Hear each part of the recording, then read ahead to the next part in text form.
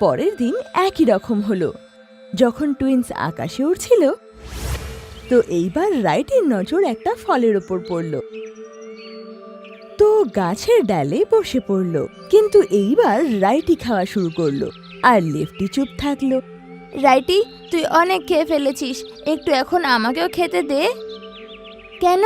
এই ফলটার উপর আমার নজর আগে পড়েছিল, তাই জন্য এই ফলটাই আমার অধিকার।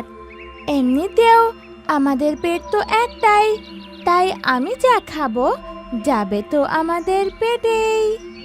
এভাবে তারা এক থাকা সত্ত্বেও দুটো আলাদা আলাদা চিন্তা ভাবনা এসে গেল। টিনু যখন এই ব্যাপারে জানতে পারলো, তখন ও একটা প্ল্যান বানালো। পরের দিন ও টুইন্সকে বলল, টুইন্স, তোমরা তো বড় হয়ে গেছো। এই বয়সে পৌঁছানোর পর আমাদের সবাইকে একটা টেস্টি ফুড খাওয়ার সুযোগ দেওয়া হয়। এখন সময় হয়ে গেছে তুমিও এই টেস্টি ফুডটা খেয়ে দেখো। আচ্ছা মা, তাহলে তুমি আমাদের এনে দাও, আমরা খেয়ে নেব।